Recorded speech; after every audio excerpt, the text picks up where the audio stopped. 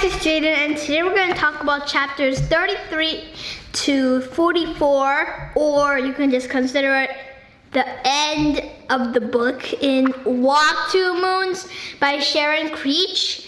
This is an amazing book, so I hope that you enjoy it, okay? So, what did you think? What did you think about the visit from Mr. Bergway? And do you think that it should be Mr. Bergway apologizing or Phoebe apologizing? And also, what did you think about they don't really show the plan, but what did you think about the idea of the plan? Were you a little scared about this? But anyway, Old Faithful. So, I wanted to ask you about something, and it's about the Old Faithful, right? What did you think about Old Faithful? And do you think that it's worth getting excited over, or do you think that it's just nothing? And I also wanted to ask you about something else, and it was Mrs. Cadaver. How do you think that she felt when she saw her husband on the stretcher? What are 3 adjectives that you would use to describe this? Walk 2 moons in her moccasins, or just be in her moccasins, right? What do you think about the mountains of Montana? If you had been sad, would you have been scared, or would you have thought, so cool? And now we're going to go back to Phoebe, okay? And also,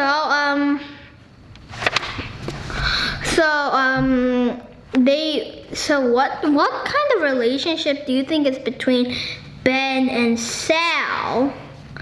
And also, they go to they phone, right? And then Sal pretends that her name is Susan Longfellow. And what did you think about the plan now? Did you think it was bad or not? And also, do you think that Mike is actually a lunatic? And did you think that Mike was going to lead them to Phoebe's mother? Also, why do you think that Phoebe was uncomfortable that Ben was also going? And also, were you surprised that Phoebe and Sal were allowed to go up to Mike's room just like that? And then they saw Phoebe's mother, and she was kissing the lunatic. Wow. What did you think about this? And do you think that Mike, the lunatic, do you think that he was his boyfriend, or do you think of something else? And what immediate thought popped into your head? And how do you think that Phoebe felt about all of this? But anyway, Sal kept on running, right? And we learned that Ben's mother is in a hospital. What did you think about that? And were you surprised? And also, what did you think about the kiss? And do you think that this kiss, do you think that this was the important part of the story, or do you think that something else was important here? Because Graham said this in chapter 38. The first paragraph said this: "At this point in my story," Graham interrupted. "Oh, yes, she said. "I've been waiting for that kiss for days. I do like a story with some kisses in it." So, what did you think about that? And do you think that the kiss was the most important thing, or do you think that something else was the most important thing? And anyway, Also, what do you think about Phoebe's attitude? And if you had been Phoebe, how would you have reacted to this? And also, Phoebe's mom comes and we learn everything, right? We learn everything. What did you think about the truth? Were you surprised or were you not surprised? How do you think that Phoebe felt about her mom now? And what do you think about Mike and the family? And do you think that was right for Mike's mother, Mrs. Winterbottom, to abandon Mike, sort of? And also, why do you think that Mr. Winterbottom suddenly begins to say, I said to hell with respectable, right? Why do you think he's suddenly saying these things? And then we learn that Mrs. Partridge, she was the one who had all the envelopes. What did you think about that? And were you surprised or were you, what did you think it was just pretty funny about all this? And do you think that it was nice for Mrs. Partridge to do that? Anyway, I also wanted to ask you about spitting. What did you think about the spitting? And do you think that it made them feel better in any way? And then Ben gave Sal a chicken. What did you think about that? Did you think that was funny or did you think that was special?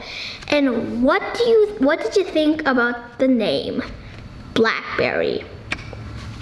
But the Blackberry. Did you think that was a fitting name anyway?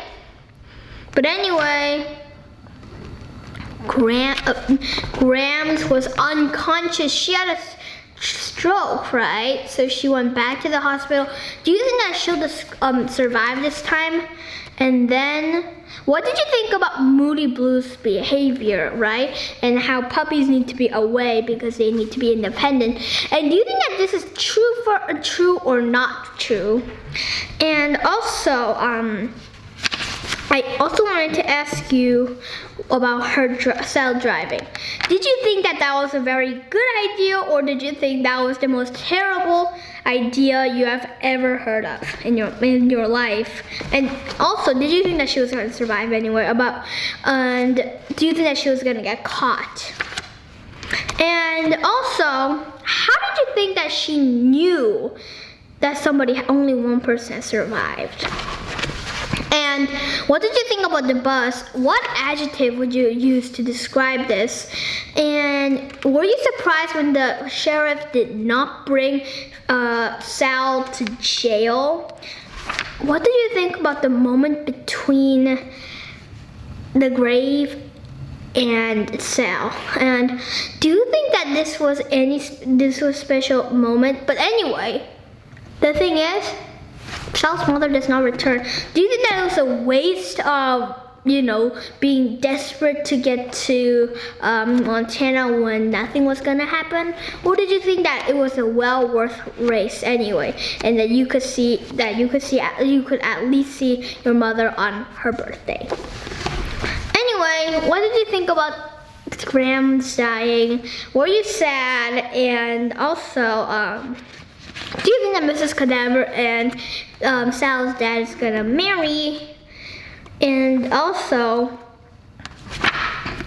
what did you think about the ending and how Grams was now living in Bybanks and how soon Phoebe and the rest of the gang were gonna come? And what did you think about all this? Were you happy? And do you think that one day Phoebe and Sal, one day, do you think that Phoebe and Sal will get to meet another time, or do you think that this will be the last time that they see each other?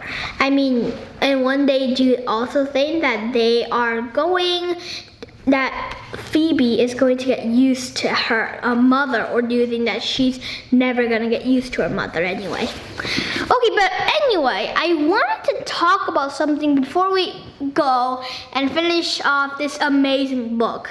It's about the poems that Mr. Berkway shared earlier in the story. It's not in these chapters, but do you remember like the tide rises, the tide falls, and then the newly born horse?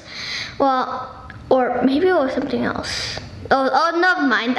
Sorry, but it was by E.E. Cummings, something else. But anyway, I've actually read those poems. They are amazing. So I really advise you to read that. Maybe it was A Horse Born Anew. That doesn't sound right. A Horse Newly. Sorry, I just can't remember the title, but you might be able to find it in the book. Okay, but anyway, it's optional, but after you read both poems, which are amazing, and the second one about the horse, I actually like that because it was pretty good, right? And well, if you haven't read it, but it's pretty cool. But anyway, even if it's a little hard to understand. So after you read it, then I want you to see if you can detect any connections between the book and the poem. But that's optional, but still it's really cool to do that. I've actually connected both poems to the book, okay? Anyway, I just hope that you had a really good time with me and Walk Two Moons. Before you go, I just wanted to ask you the last questions about what was your favorite part in these chapters and then the whole book. If you have more than one, then you're welcome to share all of them.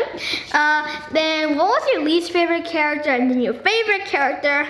How did you like this amazing book? And what do you predict is going to happen next to the story? And I also wanted to tell you that there is another book, not exactly in the series, but about another character in the book. Oh, sorry. Mary Lou. It's called Absolutely Normal Chaos. I think that is it, but search up the books by Sharon Creech. It should be there. So hope that you enjoy that amazing book, and I hope that you have an amazing rest of your day. Okay, guys? Or if it's night, then have a great rest of your